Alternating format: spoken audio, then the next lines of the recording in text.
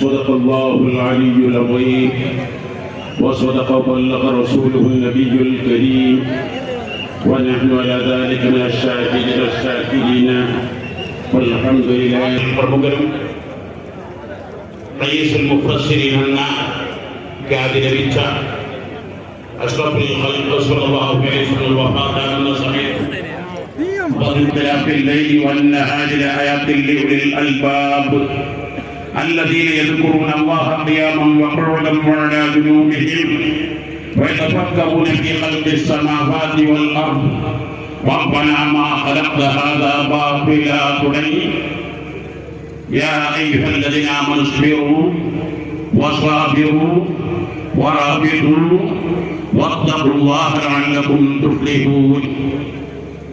സഹീഹുൽ ബുഖാരി ഈ സംഭവം വിശദമായി 6 ഇടങ്ങൾ പറയുന്നതായി കാണാം. ഈ 10 ആയത്തുകളും എല്ലാ ദിവസവും ഉറങ്ങുന്നതിനായേക്കാം, അതിലൊന്നും പകരാൻ പാടില്ല. ഇതെല്ലാം ഇമാം റാസി മുസാഫറ മുഫഅലവാത്ത് കുറേ ആയത്തുകൾ ഉദ്ധരിച്ച് വിശദീകരിക്കുന്നു.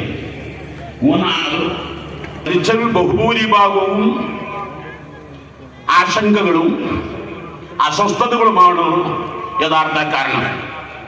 ഇപ്പോഴും കൊറോണകളുണ്ടല്ലോ, പക്ഷേ അങ്ങനെ ഒരു മരണം ഇപ്പോൾ കേൾക്കുന്നില്ല.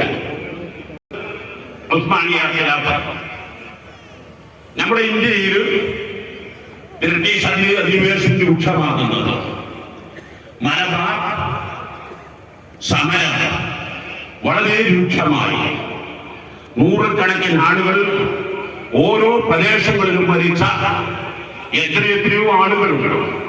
പലവരും അന്തമാനും മറ്റും അയക്കപ്പെട്ടവരുണ്ട്.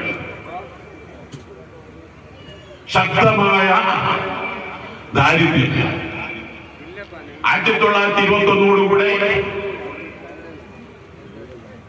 ഖിലാഫത്ത് സമരത്തിന്റെ പേരിൽ മുസ്ലിമീങ്ങൾ സമ്മേളനം നടക്കുന്നത് കാര്യങ്ങളാണ്. ആ സമ്മേളനം ഉദ്ഘാടനം ചെയ്യുന്നത് വെല്ലൂർ കോളേജ് പ്രിൻസിപ്പാളായിരുന്ന പണ്ഡിതന്മാർ മഹാനവറുകളുടെ മുരീദാണ്. മഹബൂബുകളായ മുഴുവൻ പണ്ഡിതന്മാരെ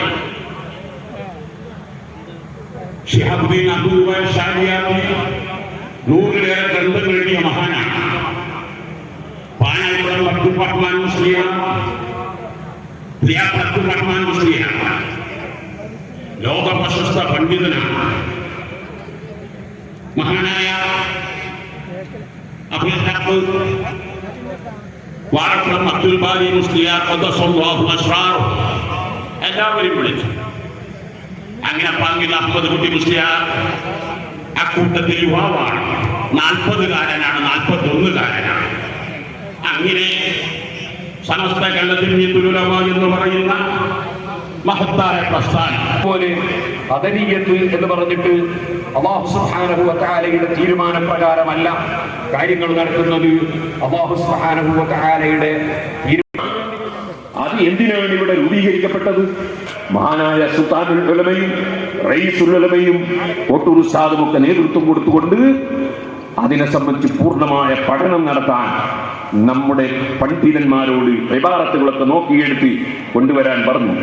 അങ്ങനെ ആ കൊറോണ കാലത്ത് തന്നെ ആലിമീങ്ങളെ ഓൺലൈനിൽ ഒരുമിച്ച് കൂട്ടി. എന്നിട്ട് അങ്ങനെ ഒരു ഓൺലൈൻ വിവാഹം ഇസ്ലാമിൽ പറ്റുകയില്ല എന്നത് കൃത്യമായി സമസ്ത കേരള ജമിയത്തുൽ ഉലമ സമുദായത്തെ ബോധ്യപ്പെടുത്തി. ഇതാണ് സമസ്തയുടെ ഡ്യൂട്ടി. സമസ്തയുടെ ഡ്യൂട്ടിയാണ്. ആ പതാകയാണ് നമ്മുടെ ഗ്രൗണ്ടിൽ ഉയർന്നു കിടക്കുന്നത്. 60 കൊല്ലം മുമ്പ് ആ പണ്ഡിതന്മാർ മഹാനായ ശംസുൽ ഉലമ ഖുതുബി മുഹമ്മദ് ഹുസൈൻ ഉദ്ഘാടനം ചെയ്ത സമ്മേളനം, ആ സമ്മേളനത്തോടനുബന്ധിച്ച് അംഗീകാരം നൽകിയ ആ പതാകയാണ് നാം സമസ്തയുടെ മുൻഗാമികളായ ആലിമീങ്ങളുടെ ഒക്കെ മഖ്ബറകളിൽ ചെന്ന് സിയാറത്ത് ചെയ്ത് ഇവിടെ മാലിക് ദീനാർ മസ്ജിദിൽ ചെന്ന് അവിടെ നിന്ന് ഇങ്ങോട്ട് വന്ന് ഇന്നലെ വൈകുന്നേരം ഇവിടെ ഉയർത്തിയത് ആ പതാകയാണ്.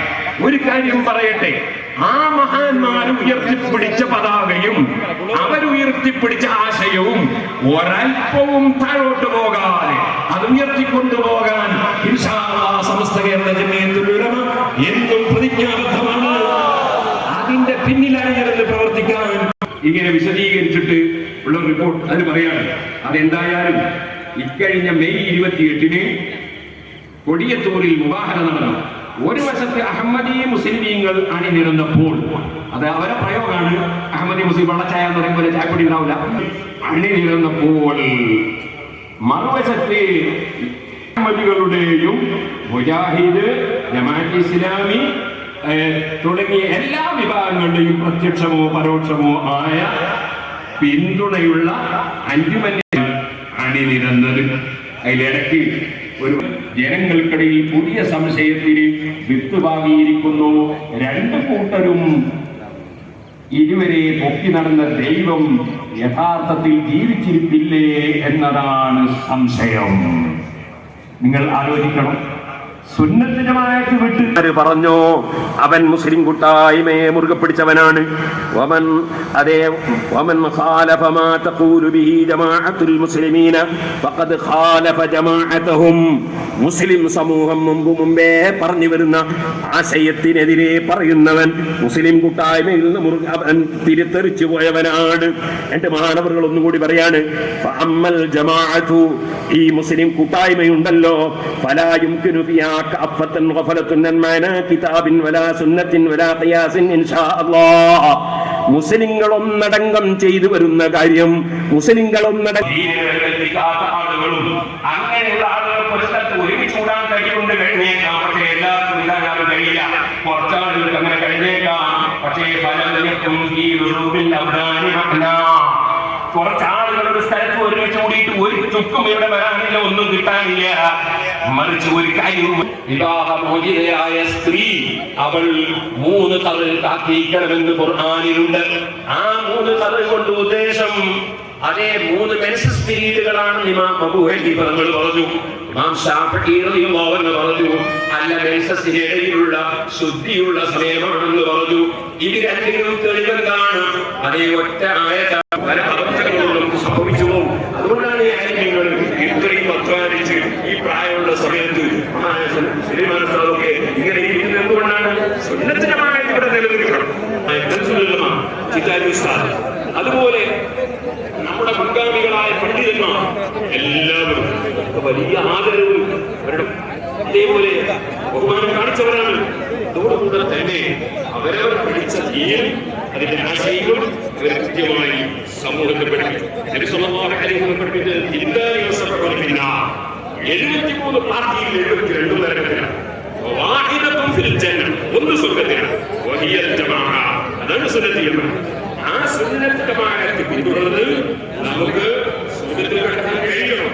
ഇനി ഞാൻ മഹാനവറുകൾക്ക് ഒരു എഴുത്തു വിഷയമാണ്. ഇവിടെ അശ്അരി ത്വരീഖത്തിനെ ആരും സംശയിക്കണ്ട. ഇമാം അശ്അരി റളിയല്ലാഹു അൻഹു പറഞ്ഞതിൽ യാതൊരു കുഴപ്പവും ഇല്ല.